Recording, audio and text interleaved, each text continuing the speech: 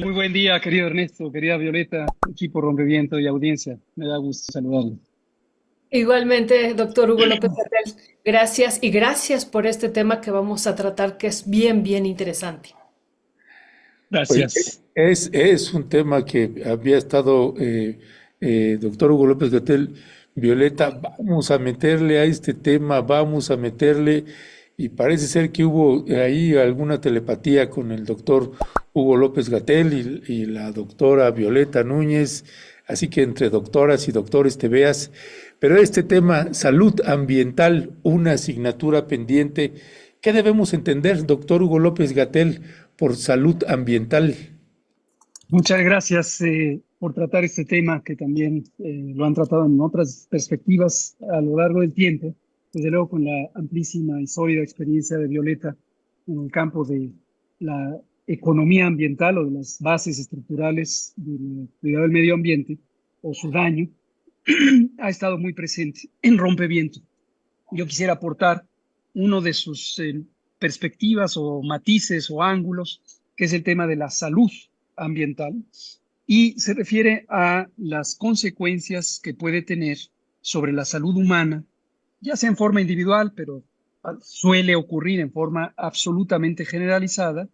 el daño a los ecosistemas, a los ecosistemas silvestres o a cualquier estructura territorial del ambiente, sus recursos vegetales y en general sus recursos vivos, bióticos, marinos, lacustres, ribereños, el suelo, el agua, el aire,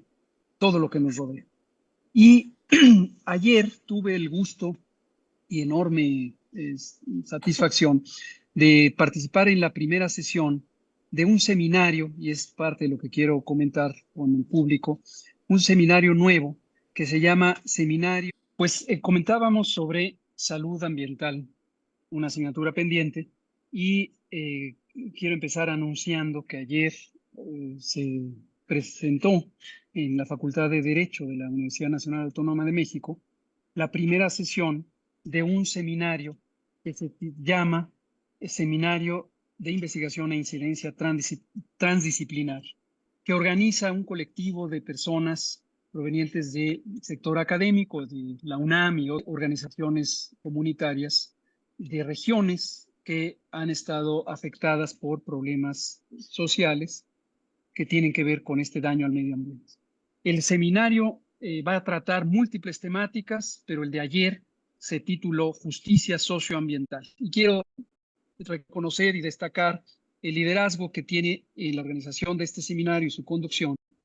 la doctora María Elena Álvarez Huilla hacia la búsqueda de soluciones a los problemas nacionales que tienen mayor incidencia en nuestro país. Entonces, este seminario abre la puerta para tener no solamente una reflexión, una estimulación intelectual, sino para responsabilizar a las personas participantes en la búsqueda de este tipo de soluciones a los grandes problemas de la sociedad mexicana.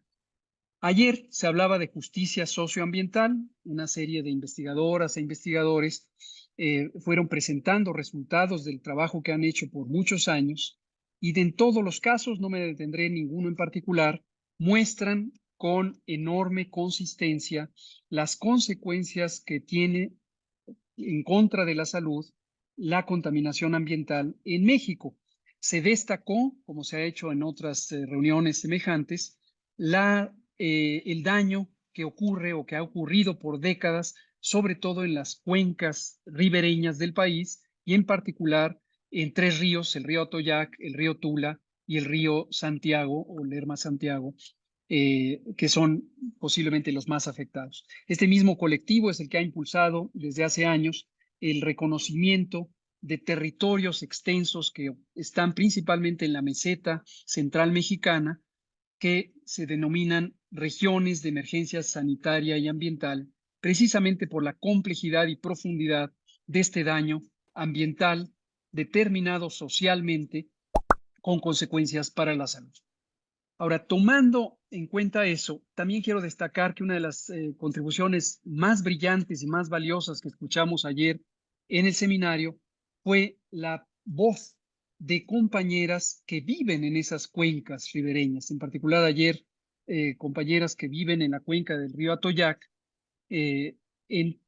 Puebla y Tlaxcala, y que dieron una exposición magistral que revela una comprensión profunda, extensa, sólida, consistente, coherente, integral del problema socioambiental. Y nos muestran, cosa con la que concordamos todas y todos, que los determinantes de ese daño ambiental están en el modelo económico de producción, el modelo capitalista, y cómo a lo largo particularmente de los últimos 40 años, aunque es un problema más antiguo, la desregulación de la actividad industrial, principalmente de la industria química y desde luego de la industria minera, y también de la agroindustria, que usa grandes cantidades de plaguicidas, de combustibles fósiles y de fertilizantes, ha hecho que toda la región esté invadida de distintos compuestos químicos, metales pesados, compuestos orgánicos, etcétera, todos ellos dañinos para la salud. Es realmente lo que en algún momento se ha llamado infiernos ambientales. Y viendo esta perspectiva de integración transdisciplinar de las distintas determinantes de este daño ambiental, se le conoce como un problema socioambiental, o diríamos económico, social y político, reflejado en el ambiente y en la salud humana, o diríamos económico, social. Y Pinoza Hernández, un brillante jurista joven que con gran elocuencia también fue describiendo cuáles son las grandes limitaciones de la estructura jurídica del Estado mexicano que bloquean o impiden, y parece ser consecuencia de un esfuerzo deliberado de desorganización jurídica, impiden el abordar las obligaciones, por un lado, del Estado en cuidar el medio ambiente, restituirlo y protegerlo de este tipo de daños, y por el otro, exentan de obligaciones jurídicas a las grandes corporaciones de la industria, insisto, particularmente la minera y la química, así como la agroindustria. Y una de las reflexiones relevantes, y por eso quise titular mi conversación el día de hoy como una asignatura pendiente, es que necesitamos abordar de raíz, con toda profundidad y con toda extensión, el problema socioambiental y sanitario. No se va a lograr atender ni mínimamente las consecuencias de esta devastación ecológica si solo se intenta paliativos, si solo se intenta sembrar árboles, poner plantas potabilizadoras en algunos segmentos de estos ríos, o se intenta embellecer el medio ambiente. El daño es extraordinariamente profundo y desde luego las soluciones pasan por reconfigurar el aparato industrial productivo en esa región del país y en varias otras regiones, y reestablecer la capacidad soberana del Estado mexicano para regular y orientar de manera sostenida la producción y el uso de distintos compuestos en la producción industrial y agroindustrial. En resumen, lo que vimos es un panorama desolador, un panorama de alta preocupación, un panorama de un daño crónico profundo a los ecosistemas del territorio mexicano, que ha estado teniendo profundas y negativas consecuencias para la salud humana, particularmente en algunos aspectos, como la salud de la infancia, con la exposición a compuestos cancerígenos, la salud metabólica de las personas de todas las edades, pero que hoy cobra una gran importancia en la adultez y se convierte en uno de los más grandes conglomerados de problemas de la salud, como lo hemos comentado en otras ocasiones, pero también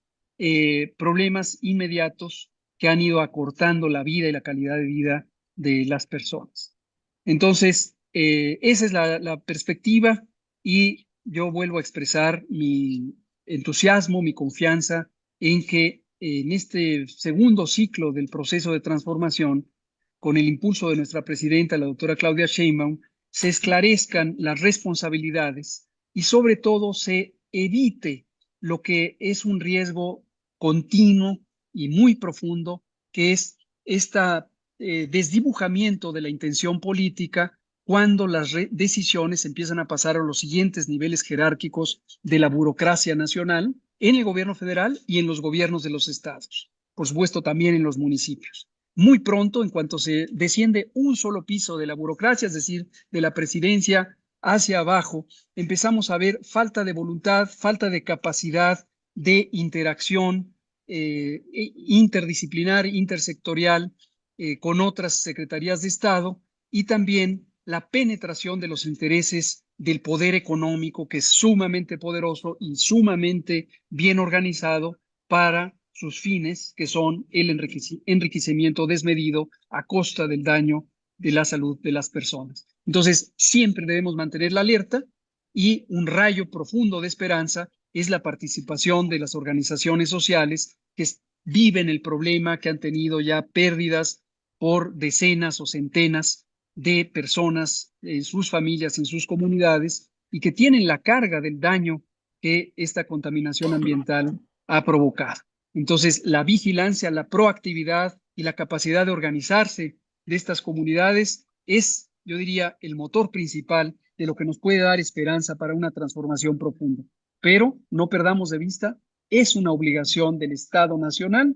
velar por la reparación ambiental profunda y extensa, y asimismo el cuidado de la salud que resulta de ello. Y una última nota,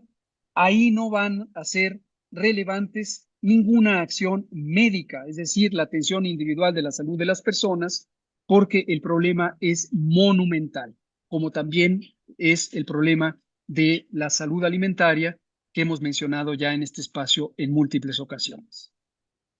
Muchísimas gracias, doctor Hugo López-Gatell. Muy interesante este seminario. Ojalá y lo podamos también compartir, este cartel, para ver en las redes sociales los elementos que fueron aportados y poder seguirlo. Gracias. Doctor Hugo López-Gatell, usted mencionaba este concepto, pero que se viven tremendas realidades en estos infiernos ambientales y en estas zonas de sacrificio ambiental, ¿no? Que son territorios donde hay una situación además de tremenda desigualdad y pobreza, ¿no? Y que muchos de estos territorios pues son seleccionados, ¿no? Por estas características de pobreza que ya viven, y que ahonda la pobreza una vez que se empiezan los procesos extractivos. Pero yo quisiera preguntarle, doctor, usted ya ha venido insistiendo de manera permanente desde el sexenio pasado, que el problema de la salud no puede ser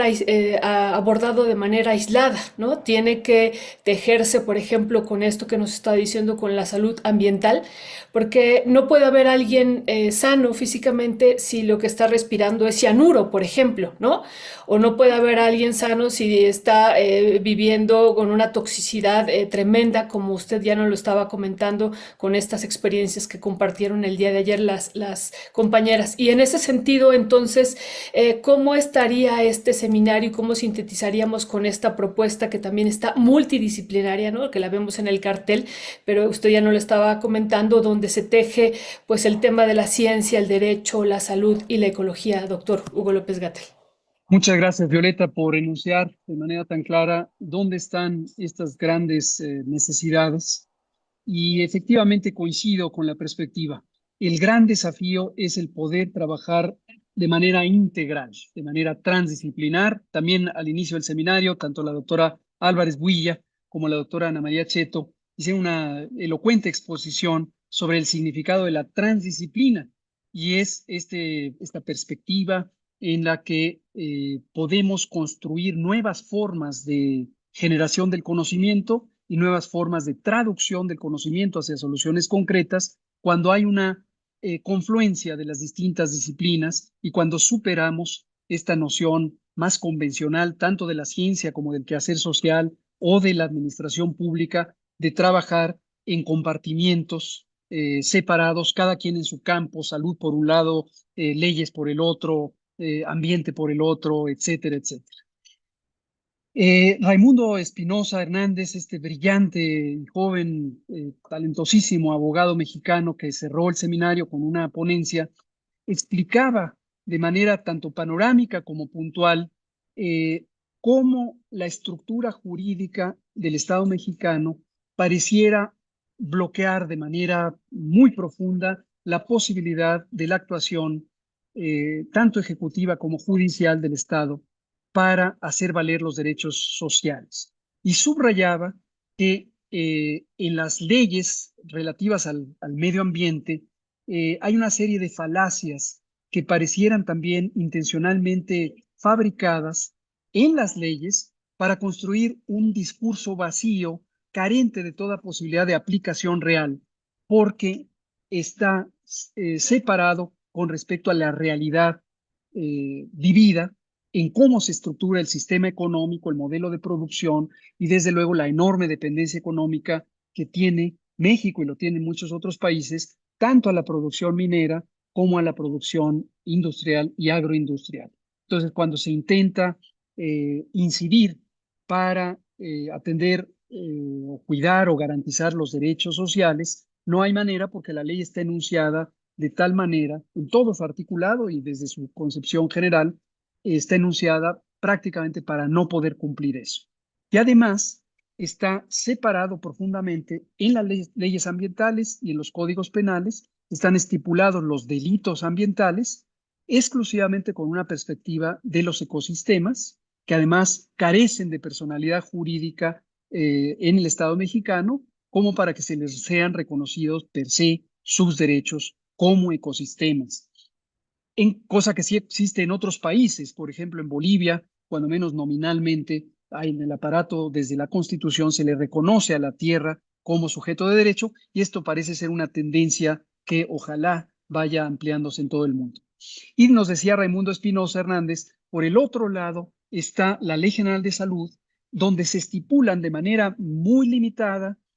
cuáles son los delitos contra la salud que están asociados con el daño ambiental o cuyos agentes químicos tienen un origen en el ambiente, a su vez, producto de las descargas industriales. Pero como no confluyen, el aparato judicial, el Poder Judicial, tiene las manos completamente atadas para poder hacer sentido de esto. Pero otra cosa que decía Raimundo, que me parece sumamente importante, es que a lo largo del tiempo, todo el Poder Judicial, tanto local como federal,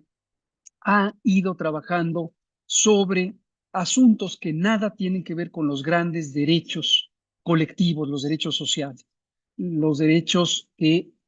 están relacionados con los grandes y profundos problemas de la población. Y en cambio se han concentrado a asuntos, sobre todo financieros, que han producido la complicidad para la evasión fiscal. Nos daba un dato espeluznante: más de 10,000 resoluciones de la Suprema Corte de Justicia de la Nación han estado orientados a proteger los intereses, quizá dibujados como derechos, de personas de alto poder económico que con ello han logrado evadir sus responsabilidades, sobre todo fiscales, con el Estado mexicano. Y solo un centenar, apenas un centenar de resoluciones tienen que ver con la protección o garantía de los derechos sociales. Entonces, ¿cómo abordarlo? Desde mi punto de vista, se requiere, como lo decíamos la semana pasada, una agenda judicial de la salud, sin duda también una agenda judicial del medio ambiente, para que el aparato judicial, ahora que se renueve, por lo menos que empiece su renovación con la elección del 1 de junio, pueda tener un trabajo más sistemático, más panorámico para defender los derechos de las personas. Y del lado del Poder Legislativo y el Poder Ejecutivo, sin duda se requiere hacer profundas revisiones de las leyes generales, yo diría en particular por los temas tratados hoy, desde luego la de salud, por la que ya me he pronunciado hacia su abrogación y sustitución, y las leyes relativas a la protección del medio ambiente. Pero lo último que quiero decir, pero posiblemente es lo más importante, es las comunidades necesitan tener formas de organización más efectivas. Estas compañeras de la cuenca del Atoyac son un ejemplo virtuosísimo de cómo se puede organizar a la comunidad para ir empujando en el cumplimiento efectivo, concreto, de la reparación ambiental y la protección de la salud en las comunidades. El micrófono, Ernesto, lo has de tener apagado. No, no te Listo, escucho. perdón, gracias. Gracias, doctor Hugo López Gatell. Este programa este seminario que no sé si se está transmitiendo o no se está transmitiendo, pero que valdría sí, bueno, pues vamos a buscar la liga de este programa porque vale mucho la pena. Hay una exposición de Andrés Barreda eh, que él expone sobre las regiones de emergencia sanitaria y ambiental en México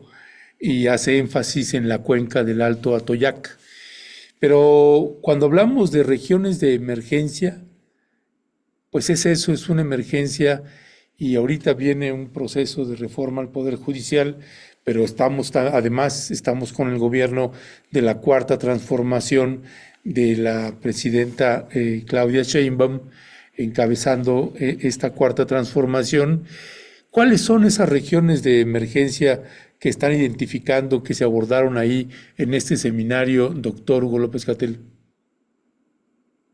Estas regiones de emergencia, y efectivamente el doctor Andrés Barreda ha sido uno de los impulsores de esta conceptualización ya desde hace muchos años. Desafortunadamente no pudo estar él en presencia ayer, pero su ponencia fue leída. Se ha ido caracterizando a estas regiones con una serie de elementos que tienen que ver no solo con la magnitud y extensión geográfica del daño ambiental, sino con la interconexión entre la planta industrial, la planta minera y las cuencas, sobre todo hídricas, y cómo se articulan en sistemas de deterioro del medio ambiente, cuya raíz son, insisto y no dejaré de insistir, estas formas de estructuración del modelo económico y la deprivación, que en su momento fue a propósito, fue deliberada, de la intervención del Estado para poner límites a la devastación ecológica causada por esta planta productiva privada, mayormente de industria, gran industria global. Y otro de los elementos que en su momento Andrés Barreda y otros compañeras y compañeros impulsaron para la definición de regiones de emergencia sanitaria y ambiental fue la madurez o maduración de los componentes de organización social,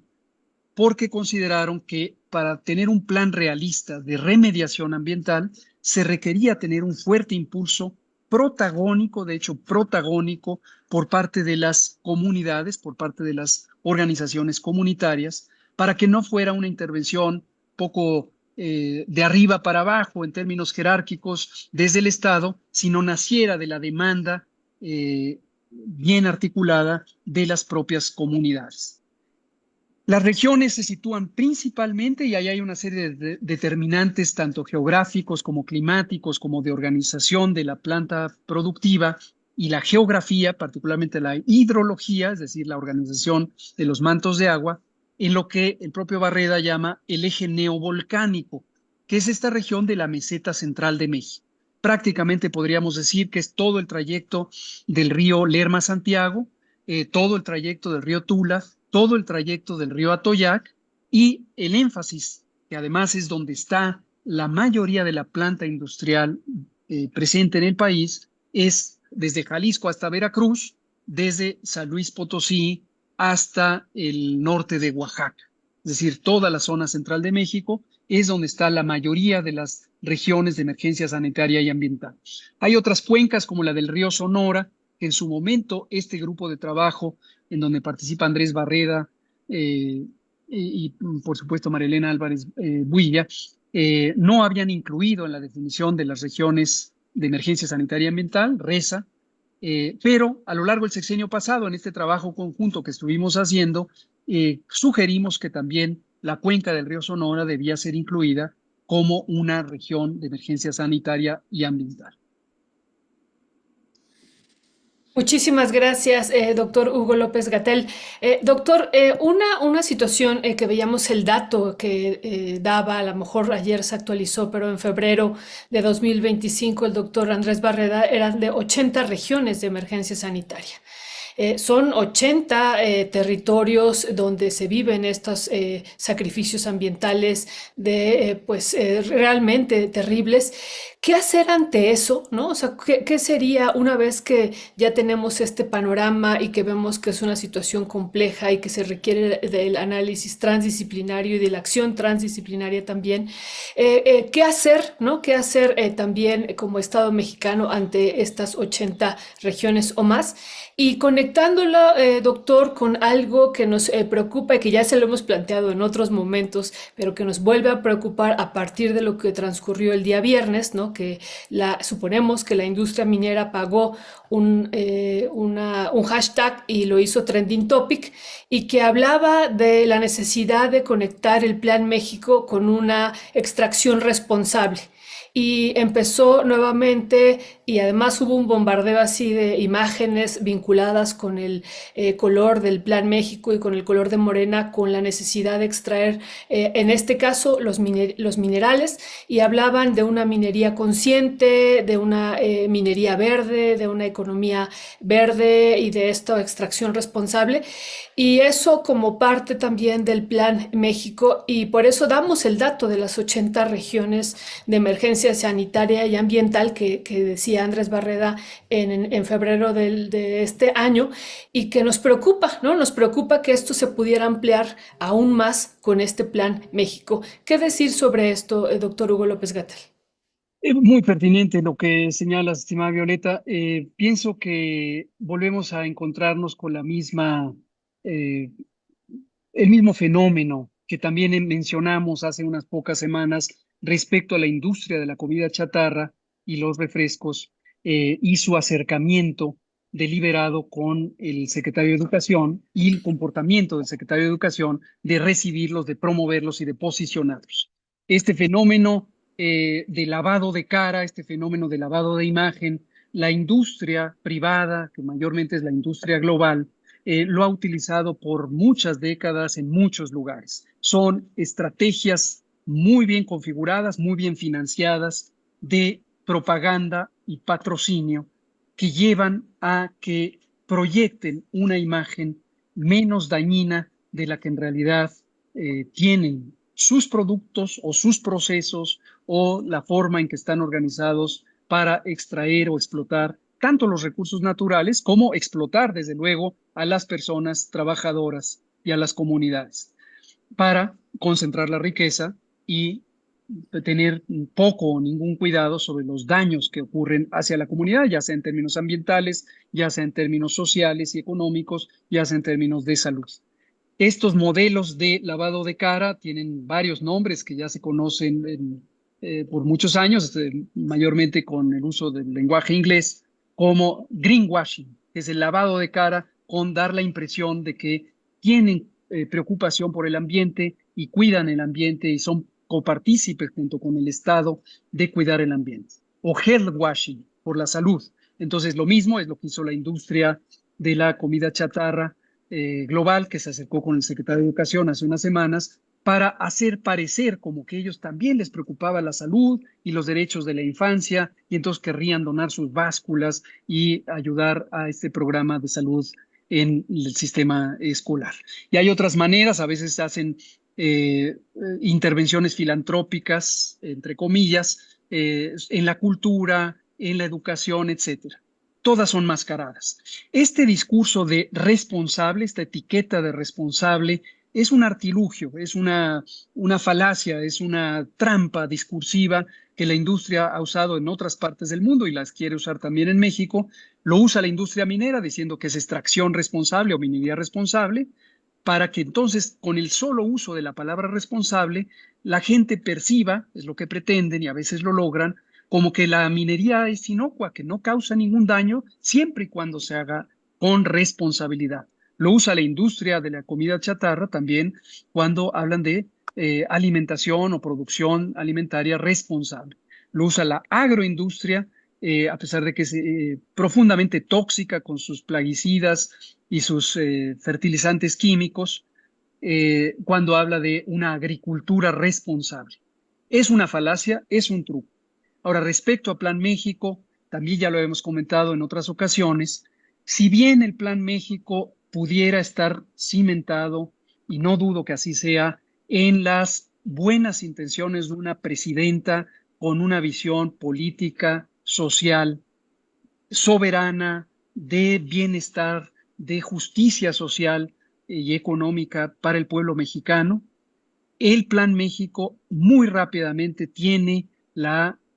contaminación, y eso se percibe por su enfoque, por su texto y por este tipo de maniobras publicitarias y propagandísticas en alianza con el poder económico, tiene la impresión de ser un mecanismo de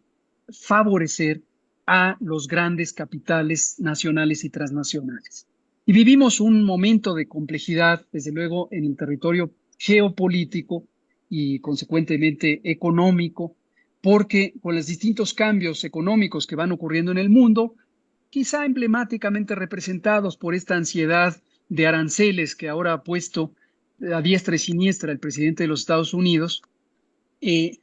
invitan a veces a la percepción de que necesitamos proteger al capital y proteger a la industria y atraer inversiones y atraer dinero, como si fuera el único propósito o lo único que pudiera ayudarnos. No pongo en duda, por supuesto, que el hecho de que haya más dinero en México y de que ese dinero se sitúe en forma de inversiones que a su vez hagan generar más recursos económicos para el país, tiene grandes beneficios. Pero si eso no se hace cuidando, como la propia presidenta lo ha dicho, que las inversiones resulten en bienestar social, y si no se hace cuidando que las inversiones se conviertan en actividades productivas bien reguladas para proteger el ambiente y la salud y el territorio y el bienestar social, lo que tendremos es un modelo de reactivación económica que será indistinguible de lo que hicieron los 40 años de gobiernos neoliberales y lo que han hecho en otras latitudes múltiples gobiernos supeditados a los grandes intereses del poder económico global y de los gobiernos de los países política y militarmente hegemónicos. Ya, gracias, doctor Hugo López-Gatell. Pues tenemos que ir entrando también para nuestra siguiente entrevista. Únicamente resumiría un poco de lo que acaba de colocar el doctor Hugo López-Gatell, es que lo recuerda usted como subsecretario de Salud en la administración pasada, pues precisamente abordando el cuidado de la salud de las mexicanas y los mexicanos. Y para eso pues había que cuestionar la alianza que había de gobiernos anteriores con poderosas empresas. La industria chatarra fue uno de los temas que atacó fuertemente la administración de Andrés Manuel López Obrador, cabezada por el doctor Alcocer y el doctor Hugo López-Gatell. Y se le fueron encima estas industrias, estas poderosas industrias de la industria chatarra al doctor Hugo López-Gatell. Las empresas cigarreras también fueron otras empresas que se le fueron encima cuando únicamente estaba defendiendo el derecho a la salud que tenemos las mexicanas y los mexicanos. La salud ambiental, como ahorita lo desarrolló el doctor Hugo López-Gatell,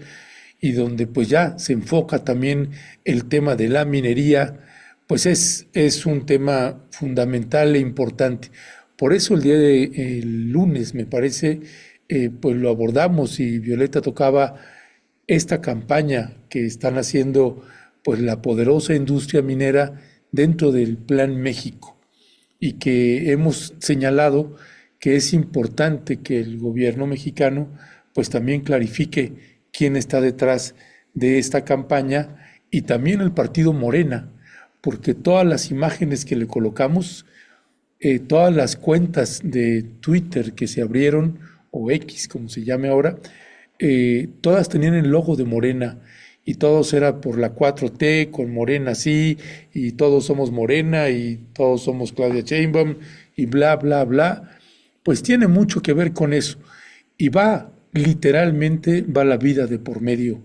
en este tipo de decisiones que se está tomando. Y hay pasos importantes que se dieron en la administración pasada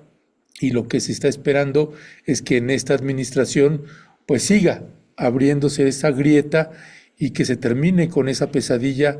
que tantos muertos nos ocasionó durante la pandemia del COVID-19. ¿Con qué cerraría una reflexión final, doctor Hugo López-Gatell? Yo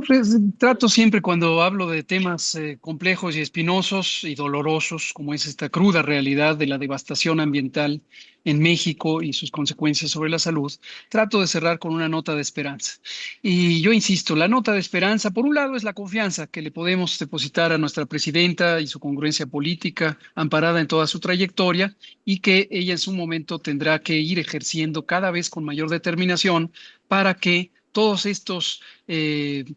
elementos de oportunismo, tanto político como sobre todo económico, que se meten fácilmente en el gobierno, muchas veces hasta niveles muy altos, vayan siendo desplazados en pro del proyecto social profundo que significa la transformación. Pero además de eso, y quizá más importante, es la fuerza de la convicción del pueblo mexicano cuando se organiza, cuando sabe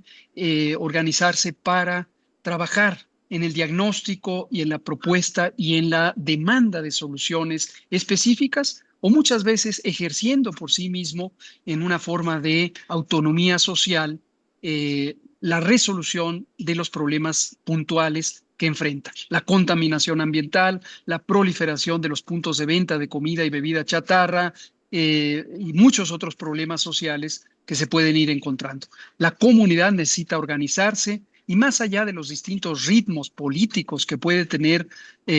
la estructura formal de los gobiernos a nivel municipal, estatal o federal, la comunidad debe siempre